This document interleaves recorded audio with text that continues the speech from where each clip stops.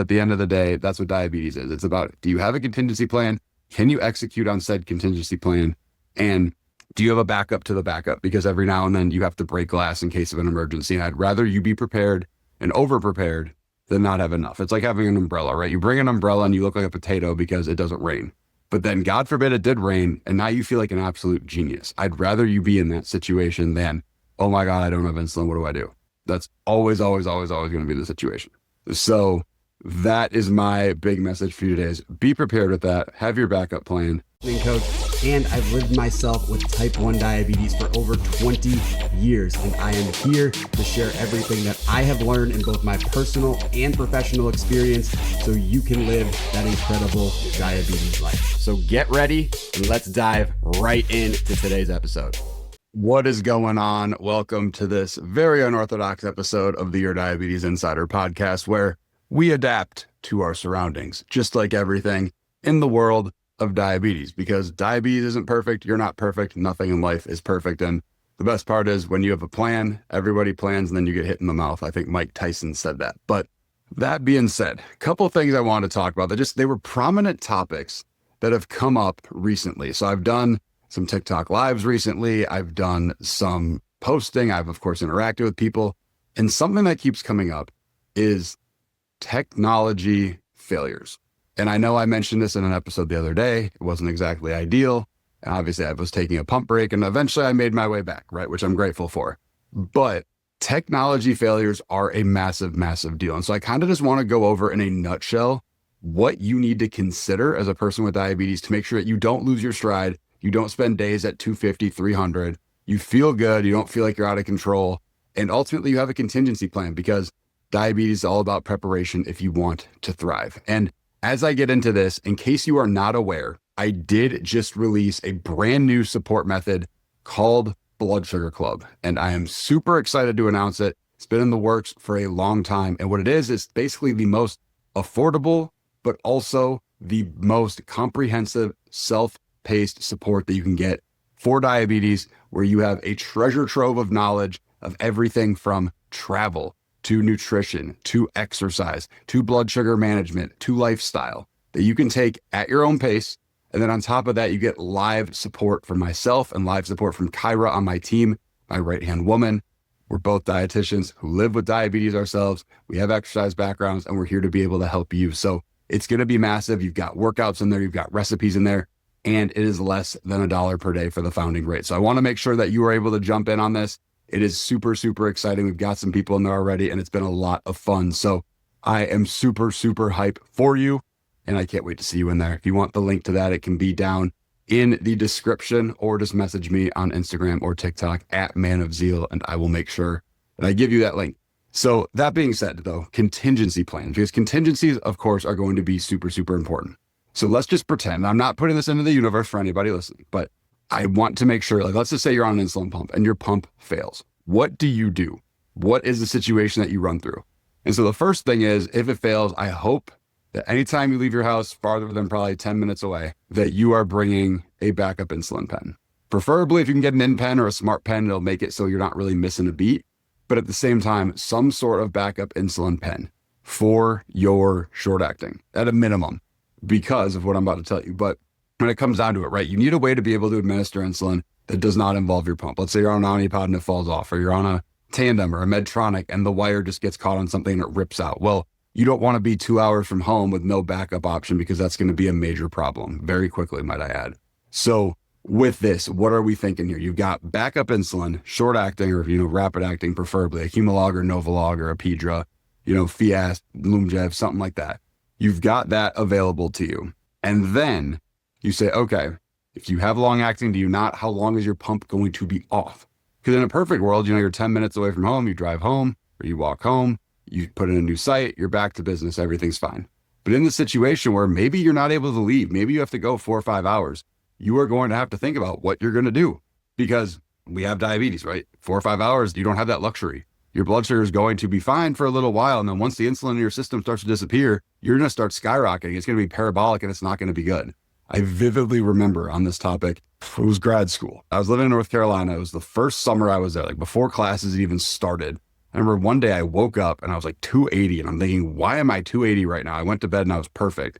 And lo and behold, what had happened was at some point in the middle of the night, my sight had ripped out. And so my Dexcom graph had been, chilling. All of a sudden, boom. And it wasn't boom right away, right? It didn't fly up right away. It flew up after another hour and a half, because straight up, there was no other possibility, right? Because the insulin in my body was still circulating. Once it got used up, that was it. And so fortunately, I was okay. I was able to catch it pretty quick. But in the event you don't know it's not working, or in the event that it happens and you have to go hours and hours and hours, you can't just wait around. So having that backup insulin on your person is going to be a massive deal. Now, of course, don't let it get fried, right? Don't let it be in direct sunlight. Don't let it get too cold. But if you have that on your person, you will likely be okay in that situation. And so then you have to think about, okay, when am I going to be able to get my sight back in? Because in the event that your sight doesn't get back in for a long time, you may have to effectively start replacing your basal. And of course, this is going to be something you have to go through with your care team to make sure that you have a good idea of what to do, because you're not going to be able to take basal. And as you know, if you've listened to this for a little while, you know that insulin peaks in about 45 to 60 minutes, 90% out of your system in 2 hours. So as a result of that, you may have to consider, do-si-do every couple hours to make sure that you're okay. But again, you're going to have to talk about amounts. You have to talk about timing with your care team, with your diabetes educator, with your endocrinologist, with someone on your care team to make sure it is personalized for you. But you have to have this contingency plan. Now, if you say, hey, I've got some Lantus or I've got some Tresiba, that could potentially work. But also keep in mind, those take a little while to kick in. So if you're expecting, they're going to kick in 10 minutes, they're not. They're going to take a few hours. And so you still have that gap you have to be concerned about. So having that backup insulin is going to be absolutely paramount to your success. And you have to take it wherever. Like I said, I was fortunate when that situation happened to me back in the day that I was at home. But in the event that I was gone somewhere, you have to make sure you have it on you. And I've had times, unfortunately, where I've had to go that route, where I remember actually it was last season at a Viking game. I was there, of course, I get all the adrenaline. Oh yeah, this is so exciting. Oh my goodness. And of course, you eat breakfast before and you're walking. There's all these variables, almost like the final boss, right? You're like, I have to figure out how I'm going to nail this.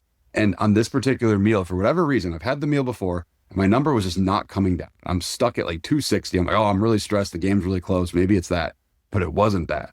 And then we're walking and I realize, and I go, I touch my sight. I, able to smell. That probably looked really weird, but you get the idea. Touched my sight and I smell it. I'm like, there's insulin there. And then it was just absolutely leaking like crazy. So as a result of that, I had to pull out an injection, because if I didn't have an injection on me, that could have been a major problem, because I was without how much insulin for how long? It could have been hours, right? And so fortunately, I was able to catch it. But again, you have to have the insulin on your person. It's not an ideal situation, but no sight failure is. So that would be contingency one, right? You don't have your insulin pumpability. Then let's say contingency two, where just straight up, whether you're on, pens, whether you're on a pump, you just don't have insulin. Your pump falls into a giant black hole that opens up in the middle of the street, and you don't have your pump. So what do? You need to get insulin. You can't get home. Your home's pretty far away, let's say in this situation. You don't have any backup. The best possibility, there's a couple. One would be your doctor may be able to do some sort of prescribing for an emergency order to a pharmacy that's nearby. So you might be able to say, hey, ring, hey doc, what's up? I also heard this is a generational thing where it's like, if you're a millennial, you do this. And if you're a Gen Z, you do this because of like the smartphone. Anyways, digressing. But yeah, ring, what's up, doc? Okay, hey, I need insulin emergently. They may be able to get that to you wherever you are, if you're far away from home and you don't have any backup. The other option, if things really go awry, is you have the possibility, and I believe Walmart is still doing it, but over the counter, you can get regular and I believe NPH, which is like, let's take it back. Let's throw diabetes back 40 years ago. Why don't we? But again, it's better to have that than to not have anything. It's over the counter. Last I had checked years ago, it was like $25. Maybe it's a little bit more now, but you get the idea, right? It's not super crazy compared to going, I'm going to go buy Novolog for $500 a bottle, right? Or whatever the crazy amount is. That could be something else that you have to consider, because think about it, right? You don't have the luxury of spending hours and hours and hours. You're going to have to ask your care team what to do in that kind of situation. And fingers are crossed, you never have to worry about that ever. If you're prepared and you've got backup insulin on you, you should be okay. But knowing that exists as a break glass in case of emergency situation is going to be massive for you. So if you're near a Walmart, which a lot of cities, I mean, some places only have Walmart, they don't have anything else. At least you've got that nearby, so you're able to take advantage of that. And then, as you hear Roscoe P emphasizing how important that note was, then you have the possibility of, let's say you're on a continuous glucose monitor and that no longer works. What are you going to do? And that's a pretty easy answer, because quite frankly, you should have a blood sugar meter anyway, because number one, you have to calibrate your CGM periodically. Number two, a lot of times the CGMs are not exactly perfect, for better or for worse. They're reading interstitial fluid, not blood. And number three, sometimes you need a number in the moment. If you're dropping really fast or you're spiking really fast, remember your CGM's lagging 10 to 15 minutes at a time. So you need to know in the moment what's going on. But all of that is to say that when it comes to backup, you better have a meter. You got to have a meter. Out of backup meter batteries, out of backup Lancet, make sure you got strips. And ideally, you're not using it all the time, but you do have it in case you need it. It's absolutely imperative to have this as well, because again, God forbid you have to get transported back to 2003 when there were no CGMs and pumps were relatively new. You have to know what you're doing. There wasn't the smart technology there is now, and you have to know what you're doing so you're not in a dangerous situation when it comes to your blood sugar, because that's the last thing you want. The last thing you want is, oh, everything's great, everything's great, everything's great. Yeah, until it's not great anymore. So this is my rant for you, because it keeps coming up, and people are like, hey, like my site failed, or my kid's site failed, or my CGM failed and it was day 3, and it's so frustrating. But I want to make sure you've got the contingency plan, and then the contingency plan for the contingency plan, because at the end of the day, that's what diabetes is. It's about, do you have a contingency plan? Can you execute on said contingency plan? And do you have a backup to the backup? Because every now and then you have to break glass in case of an emergency. And I'd rather you be prepared and over prepared than not have enough. It's like having an umbrella, right? You bring an umbrella and you look like a potato because it doesn't rain. But then God forbid it did rain, and now you feel like an absolute genius. I'd rather you be in that situation than, oh my God, I don't have insulin. What do I do? That's always, always, always, always going to be the situation. So that is my big message for you today, is be prepared with that. Have your backup plan. And if you're like, I don't have a meter, in that case, I would advise, you go to the same Walmart or Walgreens or wherever you're going. I would say Publix pharmacy, but all pharmacies are roughly the same type of thing, right? CVS, whatever, and go buy one. It's not ideal. You may only use it for that time with the strips that it comes with, but at least you've got something on you to make sure you can test. Because that's another thing, is you can't just be like, oh, I'm going to see how I feel. And oh, I've got a story for this one. Oh, this one's such a good story too. Okay.